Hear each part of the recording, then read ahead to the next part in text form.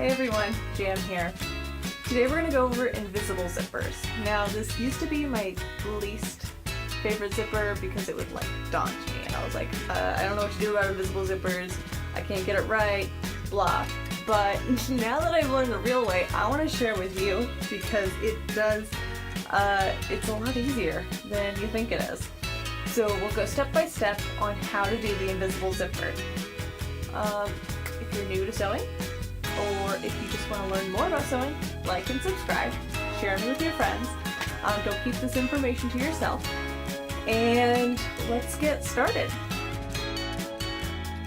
To get started, we are going to iron the invisible zipper. A lot of people skip this step, and this is why their invisible zipper isn't so invisible. So, I'm going to open up the zipper and flip it over. And this coil, you can see that the coil is folded and you need to unfold it essentially. So it'll be flat like this rather than flipped over.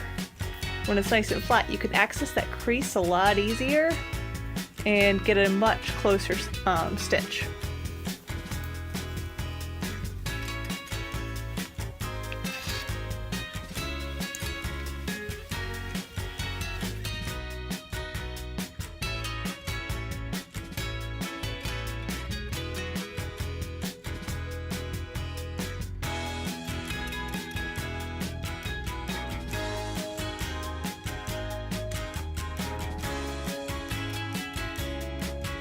Give it a second to cool.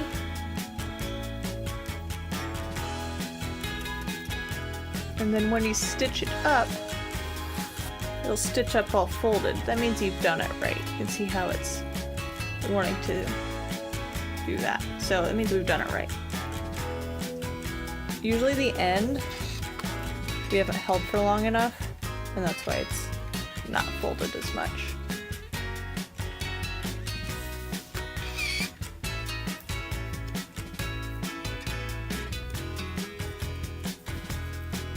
Alright, on to the next step.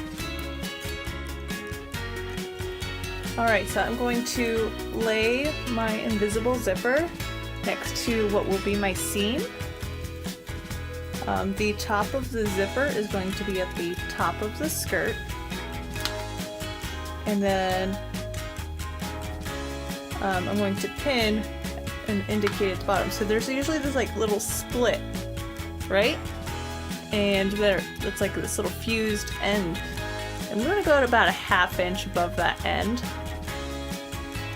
and pin it. So I pinned it right here, and what I'm going to do is I'm going to straight stitch at my standard seam allowance. I want to do a ½ inch seam allowance on this one. I'm going to baste, so my longest straight stitch I can do up until here. Then right after this needle, I'm gonna switch my stitch length to my standard stitch length. Mine's like usually about a 2. And I'm gonna go forward a few stitches, back stitch, and then continue all the way to the edge of my skirt. Then once I've done that, we're gonna go back to the ironing board.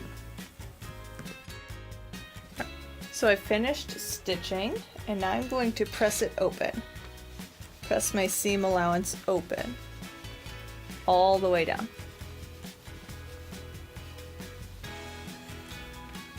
It's most important at the beginning part or at the top where the zipper will be, but just do the whole thing for consistency's sake.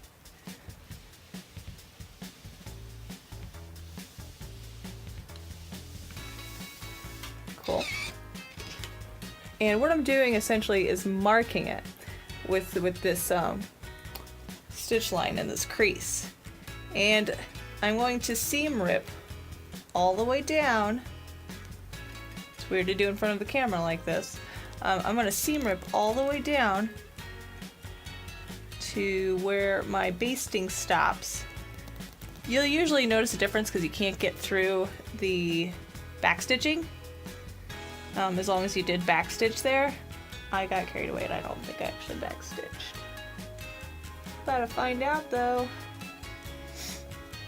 And if you're not sure, you can line this up, see how much further you gotta go. I'm almost there.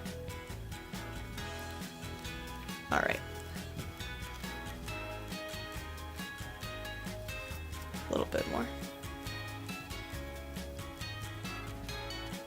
All right, so now I have this very defined crease, and I'm going to, it's important to lay this down correctly. So since I'm facing the wrong side of the fabric, that means this is the right side, wrong side, right side, wrong side. Got it? Okay. So that means I'm going to lay the zipper down right side down, which means that that zipper pull is going to be on the bottom. Okay? And it's gonna tell us where we want to put our piece. So if everything's facing the same direction, we're never gonna put the zipper in the right direction, because we don't want to do it this way, then my zipper pull is going to be on the wrong side. So I'm going to put it down this way. And I like to use clips or pins, and I'll pin it all the way down. Give me a moment to do that.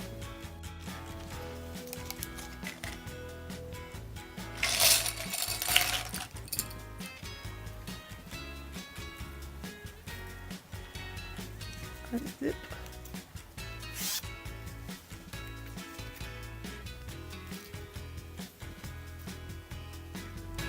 Gonna match up this crease to where, pretty much where I opened it up. So you see that smoother part? That's where I'm lining it up. Right next to the coils. And if you have thicker fabric like this, there's actually a little bit more room for error, because it will fold over thicker and you don't have to worry about getting quite so close. But if you have thinner fabric, you have to get pretty close. Not so close as to block the zipper pull, but you have to get much closer because it's easier to leave a gap.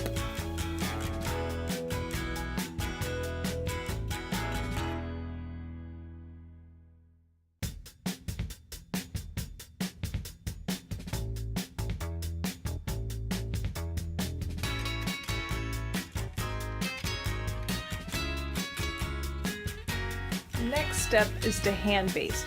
This to me is the most important part, because if I get the hand basting right, it gives me an idea of where the ends of the zipper are going to land, and it's not going to be like off and bubbly, and it's a lot easier to sew because I don't have to worry about sewing around pins or clips. So I like doing this instead. And I like to use a high contrast basting thread, that way I can easily find it and pull it out later.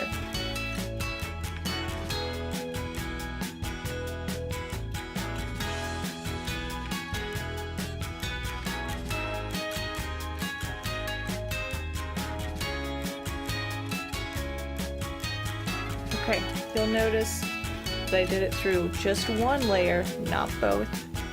Just the one layer of fabric, not 2 layers of fabric, because I just want it on the seam allowance. This gives me an idea, especially if you're trying to like pattern match. In this case I'm not, but it gives me an idea of how the zipper's gonna lay.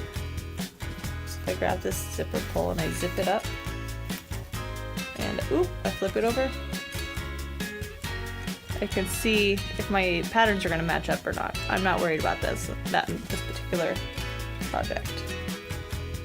I should have knotted the ends of this, but whatever. So it's basted and ready to go. I didn't put it exactly on my stitch line. Well, maybe right there I did. But I did put it kind of nearby. That turned out way closer than I thought. Oh well, here we are. And I want to stitch it down, so join me at the sewing machine, won't you? Alright. So I've got my invisible zipper foot, which is very important. It's not a normal zipper foot. It's got 2 grooves inside of here. So I know that the coil of the zipper will go through there. So I'm just going to put that on.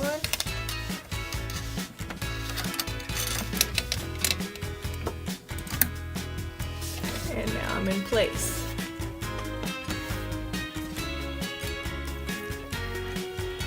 So now I have it unzipped, and I'm going to put, you have to think about where your needle's going to fall. I want the needle to fall right on the inside of the coil there.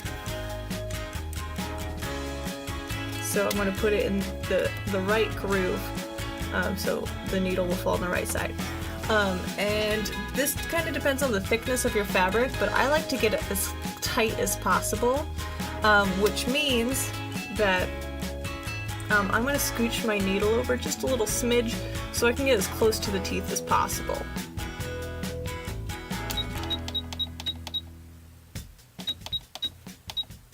So my normal center needle position is 3.5, and I just switched it over to a 4.5. Normal stitch length.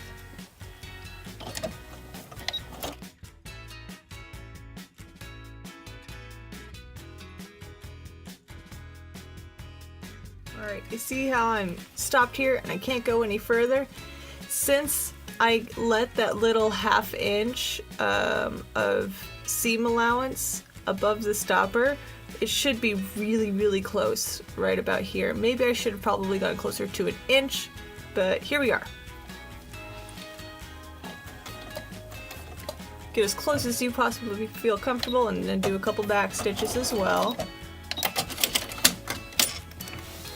And then I have my first side done. We're going to do the same thing on the other side. Now, this was opposite, right? So we are going to put the coil into the left groove, and I want to move that stitch width over to 2.5 instead of 3.5, my standard, or 4.5 I used for the other side.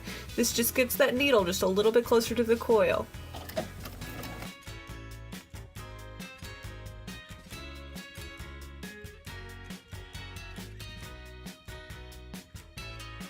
Okay. Then I can flip this, grab my zipper pull, pull it up. And can't see my zipper. Yeah, nice smooth seam. If I go to pull it, you can kind of see it, right?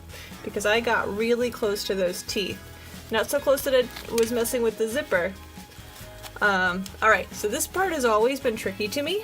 One of my teachers was able to just do it, like put it on the machine to do it. I can't get it. I can't get it to lay smooth.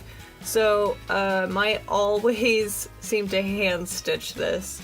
If you know another way, please put it in the comments. So, but I'm just gonna hand stitch this part closed because I got that gap, right? That's no good. It's never gonna work. So, hand stitch, good to go. One more thing. My basting, right? I'm gonna pull it out.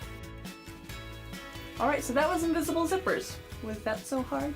No, it wasn't. It does take a little bit of practice, but really that hand basting is key. So if you have other methods of doing invisible zippers, just comment. We'll learn together. There's lots of different techniques to do just one thing on pretty much everything. But you know, I thought I'd share my method. It works out really well for me. I can generally get it right the first time, but it does take practice too. So, you know, take that with a grain of salt. And, you know, like, subscribe, share me with your friends. You know, help support the channel on Patreon. You get extra bonuses. I'm going to do patterns and all those different things.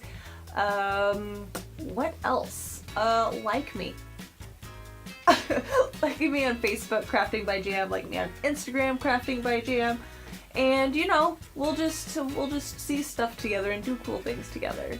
So, until next time, I'll see you around. Well, no, other way around. I don't know. I'm not Mr. Rogers. I don't have, like, a good sign-off, but here I am. Anyway, talk to you later.